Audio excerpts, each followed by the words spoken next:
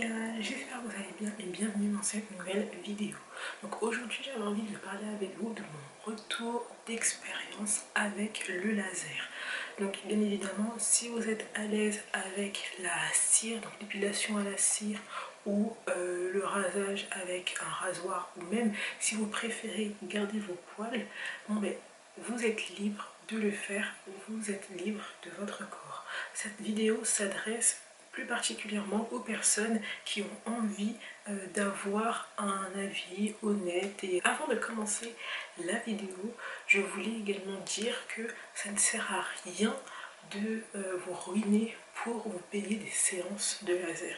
Ne commencez pas à faire des crédits à consommation à la banque ou demander de l'argent à droite, à gauche, ou même vous mettre dans la mise juste pour vous payer des séances de laser. C'est juste des poils et ne vous en faites pas. C'est vrai qu'il y a une période où on voyait partout des personnes utiliser, faire des séances de laser, etc.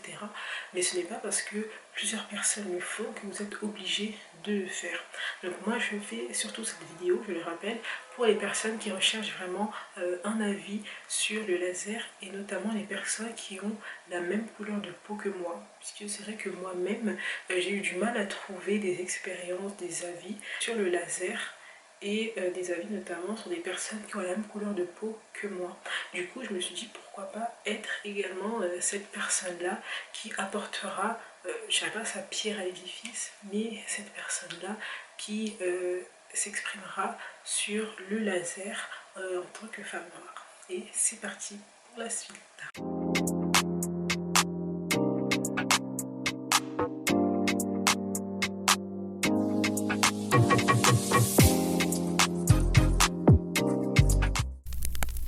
Il faut savoir que depuis, donc si vous me voyez regarder un petit peu comme ça, c'est parce qu'en fait j'ai mes notes juste à côté de moi pour ne pas m'éparpiller un petit peu partout, tout simplement. Donc il faut savoir que depuis mes 9-10 ans, je m'épile. Les poils ont commencé à pousser, donc la puberté, etc. Donc je trouvais ça plutôt normal, puisque c'est venu tout seul, mais je pensais pas que ça pouvait être une source de moquerie. Il faut savoir qu'un jour, en 6e, on avait cours de natation. Donc on était vers les dernières séances, et ce jour-là, j'avais complètement oublié de m'épiler. Donc là, le prof donc c'est à mon tour de passer, le prof de sport me demande de lever le bras pour vérifier que tout est bien, si la ceinture de natation est bien attachée, parce que je ne savais pas nager à ce moment-là. Et en levant mon bras, comme ça, là j'entends tout le monde rigoler derrière moi, ainsi que mes soi-disant potes.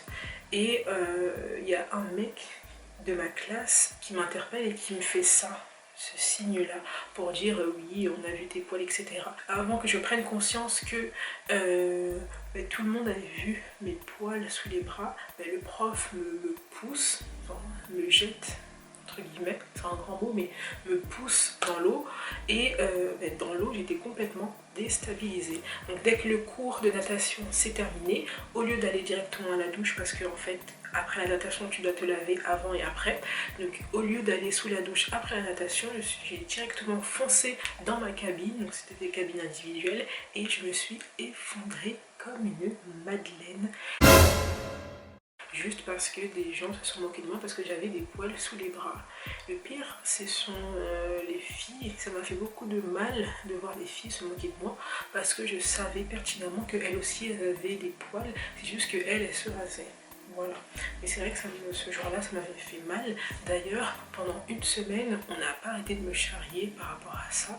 La classe n'a pas été très sympa avec moi. De toute façon, de manière générale, les enfants sont pas très sympas entre eux. Voilà, donc ça c'est vraiment une petite anecdote.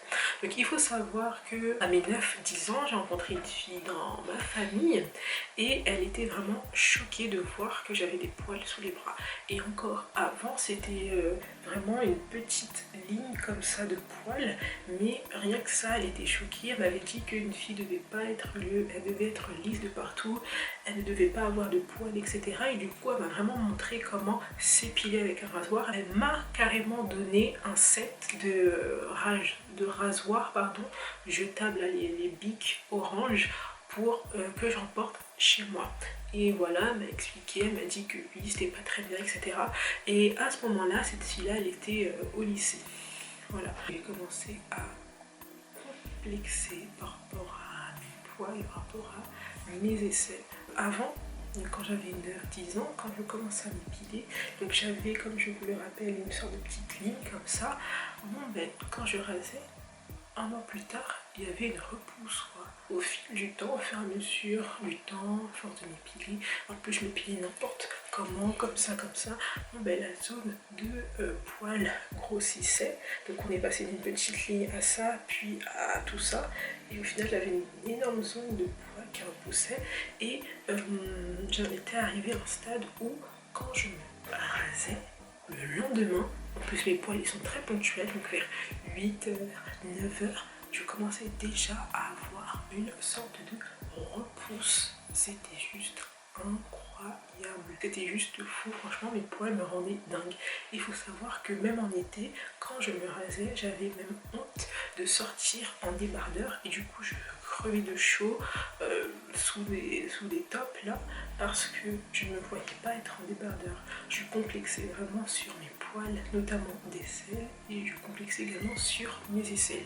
À force de me raser, donc ça faisait 12 ans, plus de 12 ans quand même que je me rasais, donc à force de me raser, ben, ma peau s'était assombrie et elle était également très irritée. Donc c'était vraiment quelque chose d'incroyable pour moi, les aisselles, c'était vraiment quelque chose que je ne supportais pas. J'ai commencé le laser. J'ai commencé le laser l'année dernière. Il faut savoir que l'année dernière, j'ai fait ma première année en tant qu'apprenti. Qui dit apprenti dit salaire tous les mois. C'était l'opportunité pour moi de ne plus complexer au niveau de mes aisselles et de ne plus avoir de poils quoi, sous les aisselles. Du coup, ce que j'ai fait, c'est que je me suis renseignée sur le laser. Donc il faut savoir que je ne voulais pas faire toutes les zones que j'avais besoin. J'aurais aimé faire plus de zones que ça, mais je ne voulais pas que le laser prenne une part importante sur mon salaire. Tout simplement. Du coup, ce que j'ai décidé de faire, c'est de me concentrer uniquement sur mes aisselles. Et c'est ce que j'ai fait. Je me suis mise à rechercher des centres de laser autour de chez moi. J'ai également cherché des centres de laser en fonction de mes propres critères. Le prix, si, oui, très important les filles, si vous avez la peau comme moi, mat à noir, il faut savoir que notre peau doit utiliser la machine NdYAG.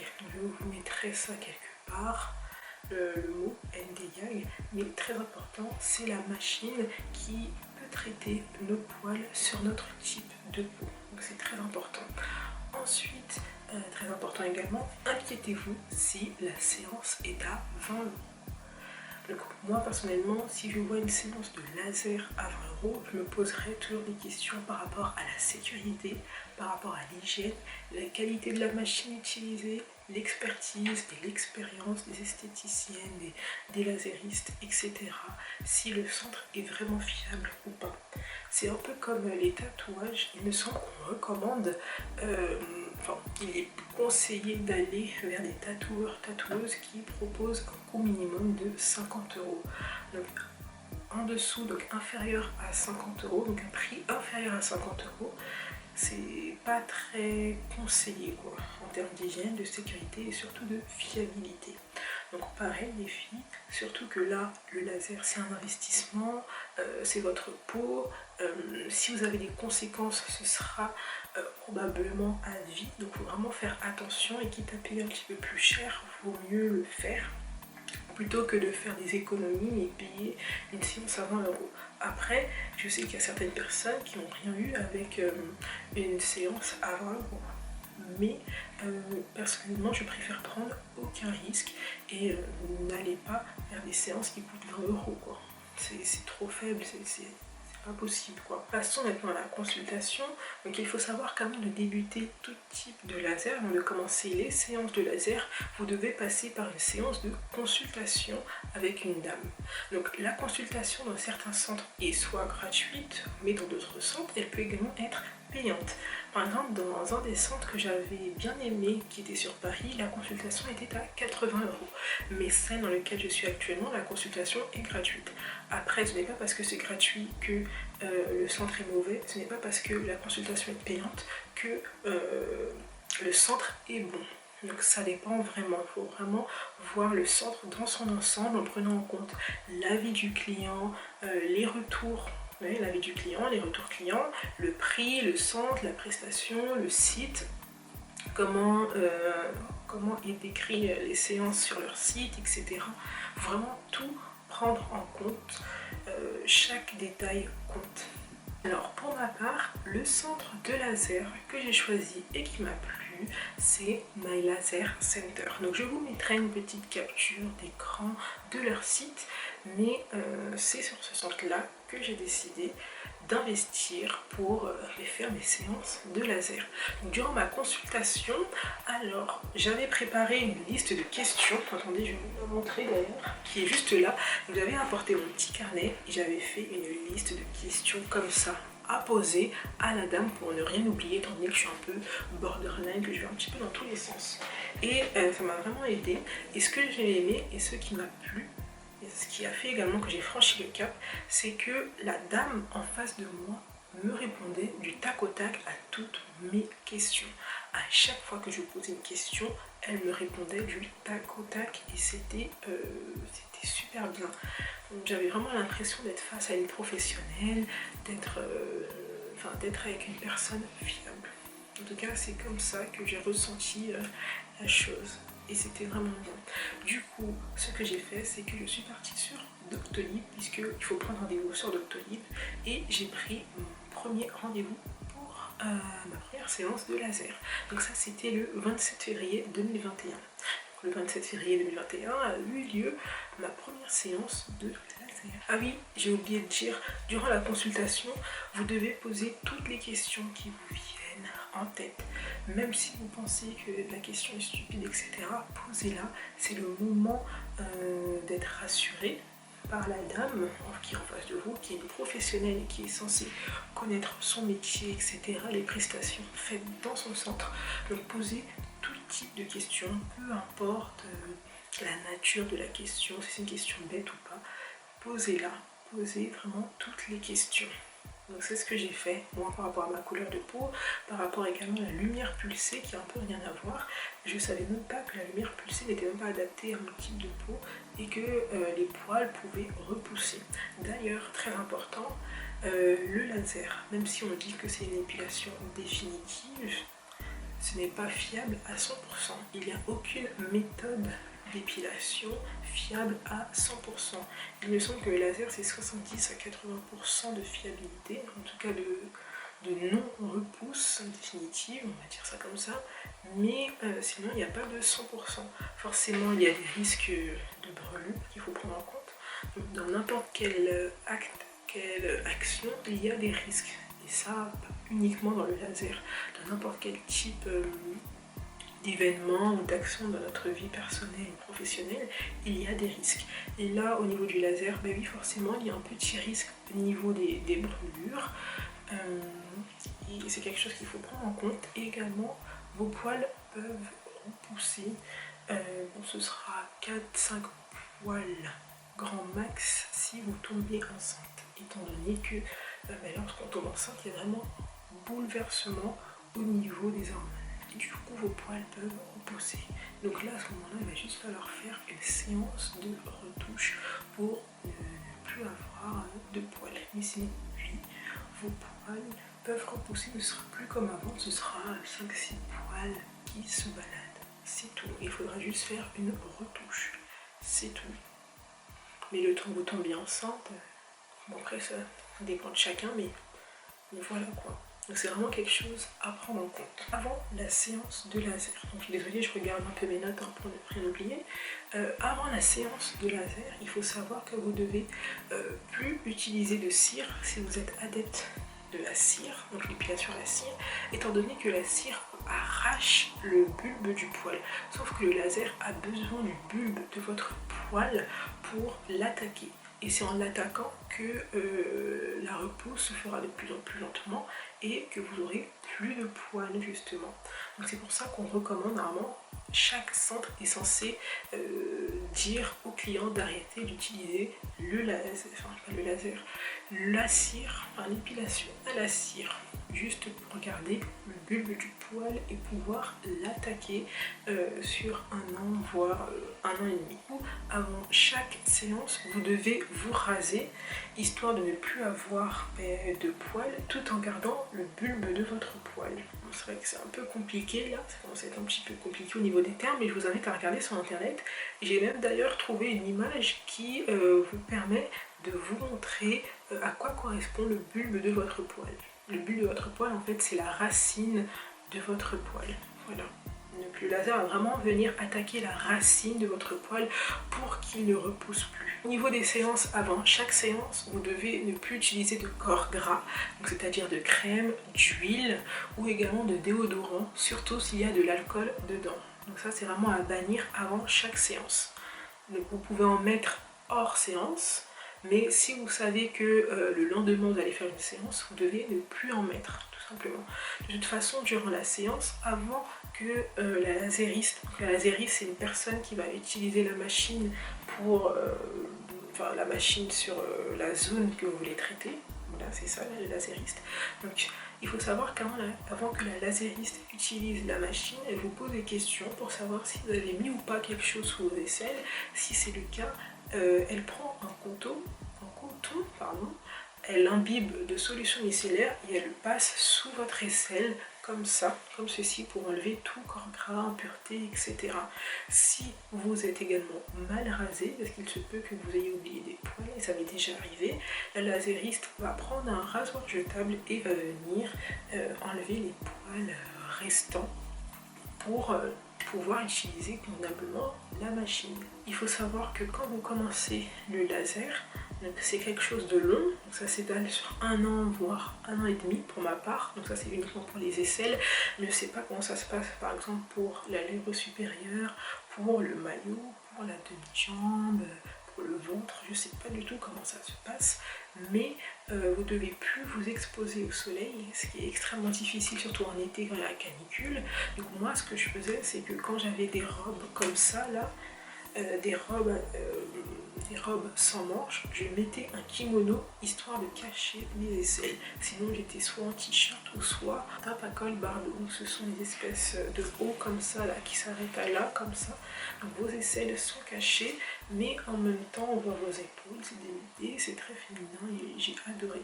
Mais sinon, enfin j'adore ce type de haut là de manière générale, mais sinon c'est vrai que c'est un peu compliqué. D'ailleurs vous ne devez même pas aller à la piscine.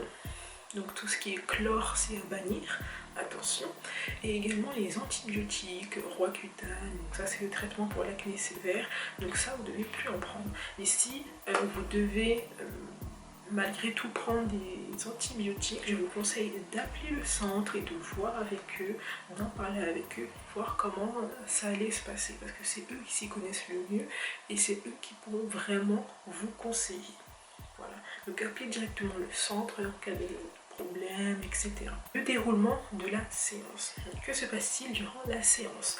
Donc une fois que vous avez pris votre rendez-vous sur Doctolib, donc arrivé le jour J, donc on entre forcément dans le centre. Donc, moi je suis accueillie par la secrétaire, je lui donne mon nom, mon prénom, pour qu'elle puisse me retrouver sur les rendez-vous, sur sa tablette là, les personnes qui ont pris rendez-vous. Ensuite, je suis accueillie également par la laseriste qui va me prendre en charge. Donc, elle m'emmène dans une salle. Donc, ensuite, la laseriste m'emmène dans une salle, je suis dans la salle et elle part quelques minutes, histoire que je me déshabille tranquillement et en toute intimité. Donc moi, étant donné que j'avais uniquement choisi la zone des aisselles, donc il suffisait juste que j'enlève mon pull ou mon t-shirt ou mon top pour être en débardeur. Donc je mettais des débardeurs comme ça pour qu'elle puisse accéder à mes aisselles. Donc je faisais en sorte d'avoir des débardeurs où c'était vraiment gros au niveau de la zone. Enfin, je sais pas comment vous expliquer ça. Je sais pas si vous voyez, mais il y a des débardeurs qui s'arrêtent un peu à là. Alors que ce débardeur là, il va bien en bas. Et du coup, vous pouvez facilement accéder à tous mes aisselles. Voilà. Comme ça. Vous pouvez vraiment accéder à tous mes aisselles. Ensuite, 5 minutes plus tard, elle revient dans la salle, elle me donne des lunettes noires, très important. Donc j'enlevais mes lunettes de vue, je mettais les lunettes noires, elle aussi elle mettait les lunettes noires. Ensuite, je m'allongeais sur la table, donc je levais les bras comme ça, forcément, pour pouvoir traiter la zone. Et ensuite, elle programmait, paramétrait la machine, elle me posait des questions sur si j'avais pris ou pas des antibiotiques, comment, est-ce que si j'étais satisfaite ou pas, quel était mon retour par rapport au laser, par rapport aux séances que j'avais déjà effectuées auparavant, et également si j'avais utilisé de déodorant ou etc. pour qu'elle puisse enlever. Donc une fois qu'elle m'a posé ces questions-là, que je lui ai répondu etc., on peut enfin utiliser la machine. Donc il faut savoir que pour les aisselles, la séance au total dure 5 à 6 minutes grand max, et encore j'exagère. Pour chaque séance, c'est 2 minutes voire 3 grands max, donc c'est vraiment rapide. Au niveau de la douleur, donc ça c'est la question la plus importante forcément, on attend tous et que moi aussi je recherchais sur internet. Au niveau de la douleur, c'est désagréable. Voilà, c'est pas agréable du tout, c'est désagréable. Après, il faut savoir que moi, je suis une vraie peureuse et je suis vraiment douillette de base. Là, c'était désagréable. Surtout quand elle passait au milieu de l'aisselle, parce qu'en fait, elle m'a dit qu'au milieu de l'aisselle, c'est là où il y a le plus de poils. Donc, autant quand elle passait là, autour, ça allait, autant quand elle passait bien là, au milieu, surtout là, au milieu, ça faisait mal. Et on le sentait.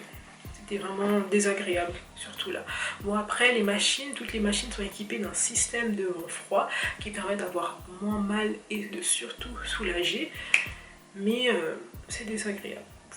Voilà, faut dire le terme, c'est désagréable. Ensuite, quand la lasériste a terminé de passer avec sa machine sur mes deux aisselles, elle m'applique une grosse couche de biafine sur les aisselles, histoire de bien me soulager, de prévenir des brûlures, je pense.